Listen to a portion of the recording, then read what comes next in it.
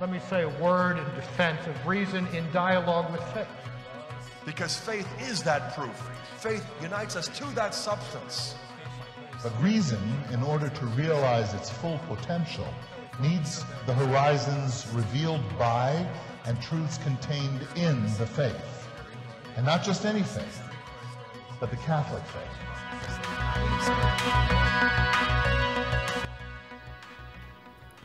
Lembro que quando tornei-me católico, estávamos na casa de algumas pessoas que haviam nos convidado para jantar. E eu não percebi no momento, mas eles estavam me armando uma arapuca porque haviam convidado um pastor batista que havia deixado a igreja católica para tornar-se batista, e sua esposa. E convidaram eu e minha esposa para jantar. E eles nos colocaram frente a frente, os demais se sentaram na lateral para poderem assistir o show. E nós não os decepcionamos. Falamos muito. Notei que esse pastor tinha uma Bíblia no colo. E ele a pôs no colo debaixo do relógio de mesa. Mas eu vi. Eu sequer sabia quem ele era. E eles não haviam me contado naquela hora. Então, a meio caminho da refeição, ele não desapontou e disse: Steve, só por curiosidade, você é nascido de novo? Eu disse: sim, sou nascido de novo à maneira da Bíblia. E ele disse: o que você quer dizer com isso? Eu falei: você fez a pergunta, então por que não me diz como alguém nasce de novo? Eu disse: por que você não tira a Bíblia do colo? Eu a vi lá embaixo. E lê para mim João, capítulo 3, versículo 3. Eles odeiam quando conhecemos a Bíblia melhor que eles. Poderia ler para mim João 3:3? Jesus disse a Nicodemos: a menos que um homem não nasça de novo, não poderá ver o reino dos céus. Em verdade vos digo, você deve nascer de novo. E fechou sua Bíblia. E eu perguntei: então, qual a resposta? Como se nasce de novo?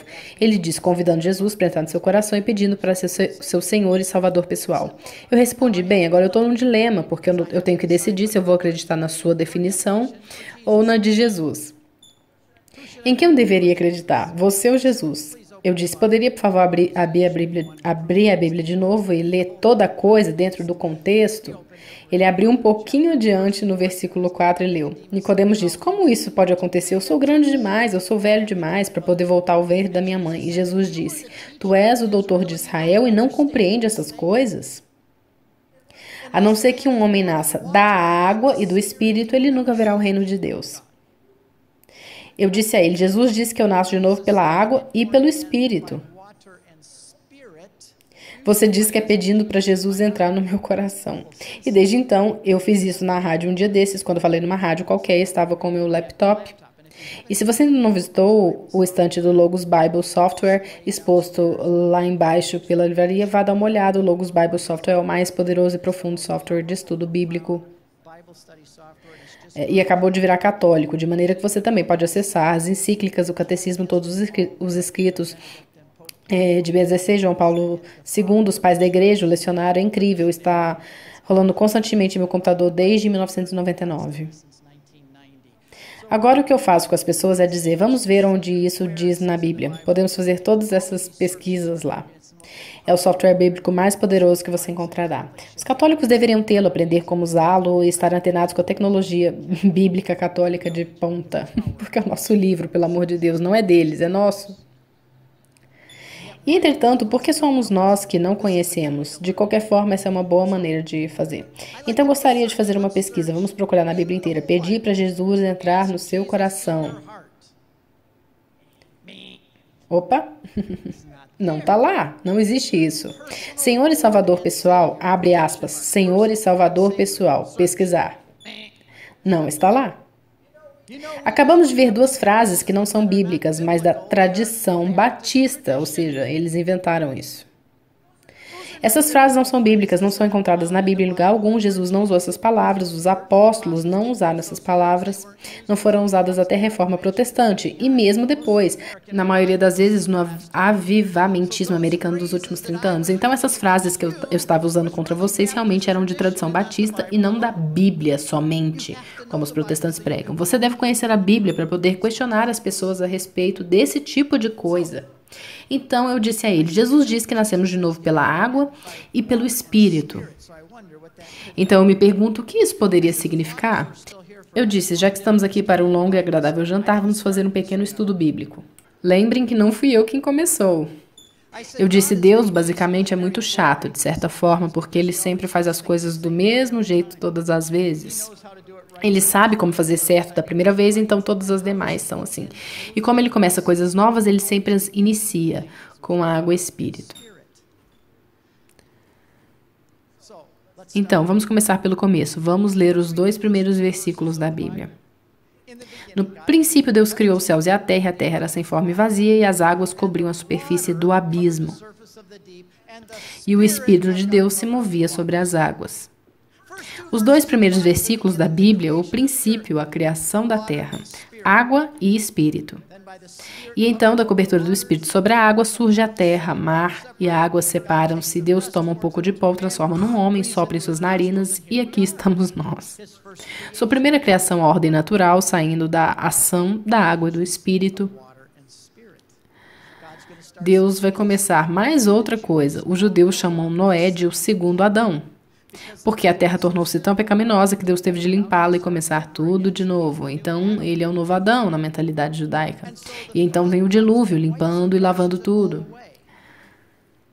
E tudo que resta é Noé em sua arca com sua família e os animais. E o que está pairando sobre a arca? Com uma folha de oliveira em sua boca, uma pomba. E o que uma pomba representa? O Santo Espírito de Deus. Então Noé passa pela água e há uma pomba acima, que representa a água e o Espírito. E não fui eu que inventei isto, porque São Pedro, em sua primeira encíclica papal na Bíblia, 1 Pedro, capítulo 3, versículos de 18 a 21, Pedro diz, e Noé e sua família foram salvos por meio da água. E, correspondendo a isso, o batismo agora vos salva. Esse versículo não estava na minha Bíblia quando eu era um protestante. Eu não me lembro de ele ter estado lá. Desde que tornei-me católico, descobri vários outros que não me lembrava de estarem lá. Então, água e espírito, e surge uma nova criação. E Deus começa de novo. Agora há um outro novo começo. Os filhos de Israel estão na terra do Egito, sob a perseguição do faraó. Faraó representa o diabo, o Egito representa o mundo e a escravidão representa o pecado. Os 3 inimigos do cristão, o mundo, o diabo e o pecado. E Deus os livra por meio do Cordeiro Pascal e depois os conduz pelo Mar Vermelho. Eles passam através da água. Ela foi para ambos os lados, mas eles passam no meio da água. E o que está acima deles, guiando o caminho, um pilar de fogo à noite e um pilar de nuvens de dia.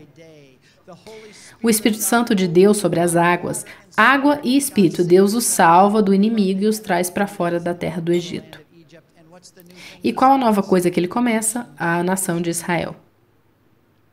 Todas as vezes que Deus dá início a alguma coisa é com água e espírito. Ezequiel capítulo 36, versículo 25 diz-nos como será a nova aliança. E diz, e derramarei sobre vós uma água pura. Porei um novo espírito dentro de vós. Para que propósito? Para que obedeçais minhas leis. A nova aliança será como água e espírito. Agora Jesus surge e João Batista está no deserto. E João Batista está pregando e Jesus se aproxima e diz, batizai-me. Ele desceu às águas e o Espírito desceu, água e Espírito. Jesus sobe a Jerusalém, todos os de lá descem para ver João. Todo mundo sabia o que andava acontecendo, era a notícia da semana, estava na primeira página do Jerusalem Post. Todo mundo sabia que Jesus havia descido à água e um Espírito veio sobre ele.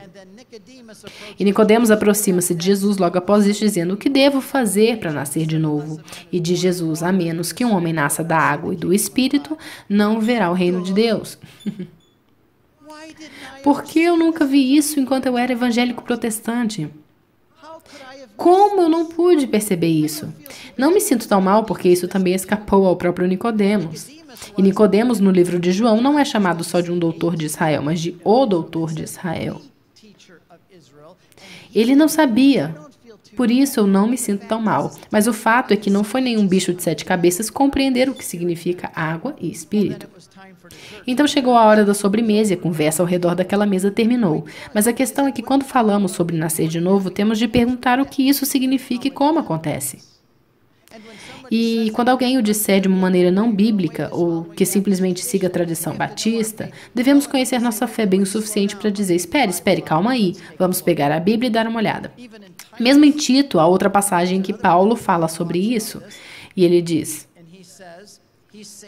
Ele salvou-nos não por obras feitas por nós em justiça, mas em virtude de sua misericórdia. Em outras palavras, Deus faz isso em misericórdia, pela lavagem da regeneração,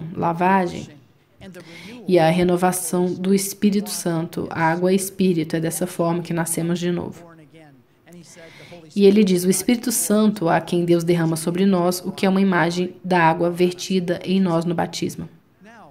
Agora, se isso não for suficiente, chega o dia de Pentecostes e será pregado um grande sermão. Um grande sermão. Quando eu vivia em Michigan e era criança, especialmente se você for batista, pentecostal ou algo assim, todo verão eles tinham encontros de avivamento. Alguém que já foi em um encontro de avivamento? Algumas pessoas já foram. Lá você diz: o Espírito Santo vai descer essa noite, vamos ver Jesus, e você virá à frente e aceitar Jesus no altar. Receber Cristo, o Espírito Santo vai descer. E a música está tocando, todos estão cantando e orando, e todo mundo vai nascer de novo. E você vai à frente e aceita Jesus como seu Senhor e Salvador pessoal, e isso é tudo. Você se junta a uma boa igreja bíblica e está feito. Houve o primeiro encontro do Espírito Santo, e quando eles vieram à nossa casa, nem sempre entendíamos, porque eles vinham lá do Tennessee. Jesus está vindo aqui. Na metade do tempo não entendíamos direito o que eles falavam. Mas o primeiro encontro evangelístico do Espírito Santo de todos os tempos aconteceu em Jerusalém. E eles deviam ter uma grande tenda. Eu não penso que eles tivessem, mas o Espírito Santo desceu do céu em fogo. Levarei um grupo lá daqui a mais ou menos um mês. Bem, ali no cenáculo. Fogo desceu e Pedro saiu para pregar. E ele falou de Jesus às pessoas, e todos eles perguntaram: o que devemos fazer? E Pedro disse: vocês devem aceitar Jesus como seu Senhor e Salvador pessoal e convidá-lo a entrar na sua casa. Vejam, está bem aqui em Atos capítulo 2. Não está. Pedro responde: arrependei-vos e sede batizados para a remissão de vossos pecados. Agora, há um cara judeu radical saindo por aí matando cristãos, chamado Saulo de Tarso. Ele está na entrada de Damasco. Em nossas peregrinações, mostramos a você exatamente onde era. A estrada que ele percorria para chegar até Damasco. E Paulo está no chão, caído, e de repente ouve uma voz. E a voz lhe diz: por que me persegues? Ao mesmo tempo, em Damasco, a apenas 9 milhas de distância daí, lá no vale, houve-se uma batida na porta da casa de um cara pobre. Seu nome é Ananias. Ele deixou Jerusalém para fugir da perseguição e poder ficar na dele. E soa uma batida na porta, ele atende, e é Jesus. E ele diz a Jesus: o que você quer, Senhor? Jesus diz: quero que vás falar com este homem, São Paulo, Saulo de Tarso. Vá orar por ele. Ele vai até Saulo de Tarso, cego. E ele diz a Saulo: Saulo de Tarso, você deve aceitar Jesus como seu Senhor e Salvador. Não, ele não diz isso. O que ele faz? Ele diz: por que esperas? Levanta-te e vai ser batizado e lava-te de teus pecados. Isso não me soa muito batista, me soa muito católico. E, todavia, este é o cerne da questão. A Bíblia ensina uma certa maneira de nascer de novo, e isto não mudou até os poucos últimos séculos.